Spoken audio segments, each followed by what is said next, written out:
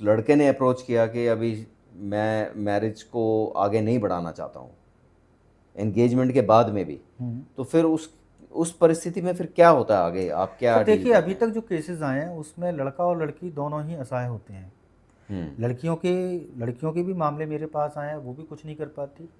और जो लड़कों ने अगर प्रॉपर सेशन लिए तो उनके हाथ में भी कुछ नहीं होता, और लास्ट में उनको फिर दबाव में वो शादी करनी पड़ती है। तो अभी तक तो आपके सामने जितने भी हुई अभी हैं वो हाँ। मैरिज मतलब प्रेशर में आके उन्होंने शादी करी ही करी है। जी हाँ, बिल्कुल। और अगर आपकी तरफ से आप क्या समझते हो ठीक क्या है, मैरिज को उस टाइम पे ब्रेक करना उचित है या नहीं है? देखिए, हाँ, ऐसी शादियों को ब्रेक करना या फिर उनका समाधान निकालना बहुत ज़रूरी है। इसमें पूरे परिवार को शामिल होना होता है, ख़ास करके पेरेंट्स को तो शामिल होना पड़ेगा। बच्चे पहले तो सगाई के लिए राज़ी हो जाते हैं, पसंद कर लेते हैं, और जब वो कोर्टशिप टाइम में आते हैं, एक-दूसरे से बातचीत करते हैं, तो वहाँ पर एक-दूसरे को लेकर के जजमेंट बना लेते हैं या राय बना लेते हैं, और वो राय उनको आगे नहीं बढ़ाने देती। ज़रूरी नहीं है कि जो उन्होंने राय बनाई है वो सही हो, वेरी गुड। लेकिन अगर वो थर्ड पर्सन के पास आते हैं तो वो क्लियर करेगा ना उसको।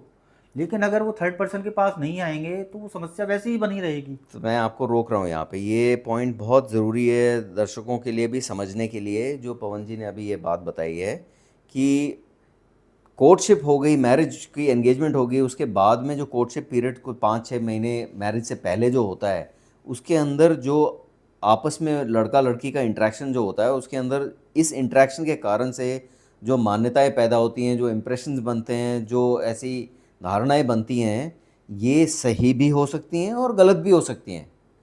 वो जो गलत हो सकती हैं उसके बारे में पवन जी ने अभी जिक्र किया है। तो इस केस में आप ये एडवाइस देना चाहते हैं कि ये लोग किसी काउंसलर के पास मिलें जी, आके, इससे पहले कि कोई बहुत जल्दीबाजी में कोई निर्णय ले लें जो कि क्योंकि इरिवर्सिबल हो, इससे क्योंकि अच्छा दोनों है। के पेरेंट्स के पास इसका कोई समाधान नहीं है। हम्म। उनका दबाव भी बनेगा क्योंकि उनकी सामाजिक हैसियत दांव पे लग जाती है। दाव पे लग जाती है। इसलिए ज़्यादातर पेरेंट्स बोलते हैं कि शादी कर लो, आगे सब कुछ सही हो जाएगा, और ज़रूरी नहीं है कि वो सही हो। हाँ, तो ये जो पुराने ज़माने की बात थी, ये वो ज़माना अभी लगभग ख़त्म होता जा रहा है, जब ये बोलते थे कि हाँ किसी तरह आप मिलके कर लो और फिर आगे अपने आप ठीक होता जाएगा। वो ऐसे ठीक नहीं होता, उसमें आपको काउंसलिंग लेने की ज़रूरत बहुत ज़्यादा है। काउंसलिंग परामर्श लेने से ही कई चीज़ें, धारणाएं क्लियर होती हैं, आपको पॉसिबिलिटीज़ पता चलती हैं, या कोई इम्पॉसिबिलिटी है तो वो भी पता चल जाती है।